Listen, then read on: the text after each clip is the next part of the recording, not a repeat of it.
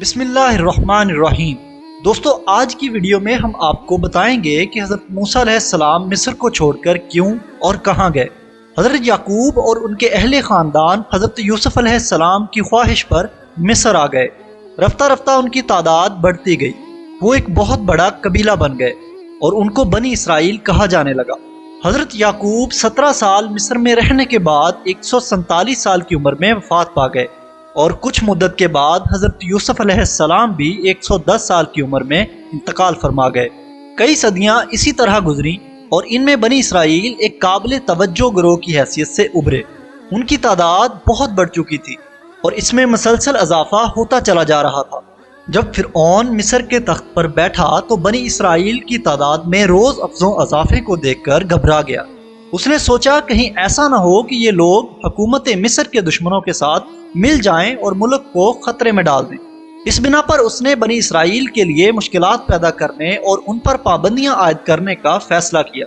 پھر اس نے اپنے اس فیصلے کو عملی جامہ پہنایا اور بنی اسرائیل پر سختیاں کرنا شروع کر دی اور قسم قسم کے ہیلے بہانوں سے ان کے لیے مشکلات کھڑی کرنے لگا۔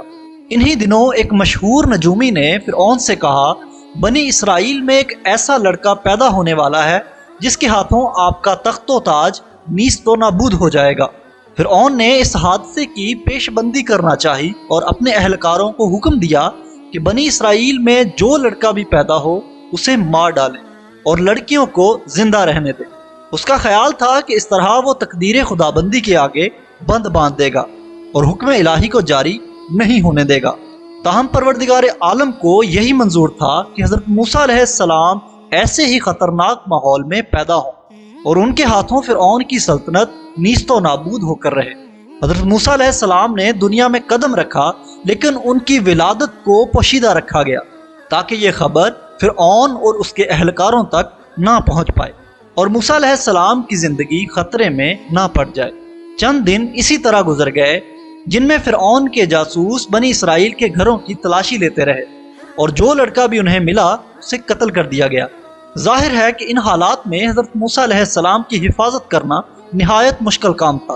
اس موقع پر خدا نے ان کی والدہ کو یہ ترکیب سمجھائی کہ وہ حضرت موسیٰ علیہ السلام کو ایک صندوق میں رکھیں، اس پر تار کو لگائیں اور اسے دریائے نیل میں ڈال دیں تاکہ خدا کا فرمان جاری ہو۔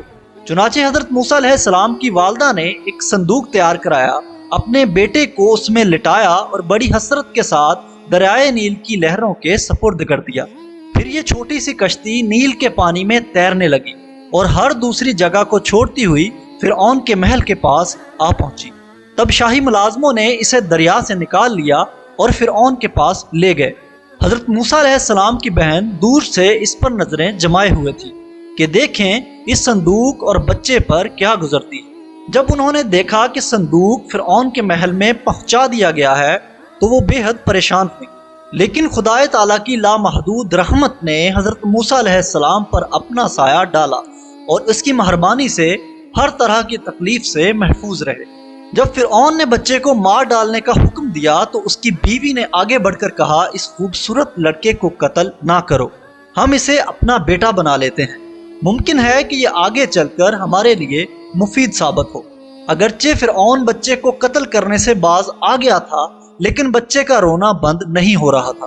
اس پر بہت سی عورتوں کو اسے دودھ پلانے کے لیے بلایا گیا لیکن اس نے کسی کا دودھ نہ پیا۔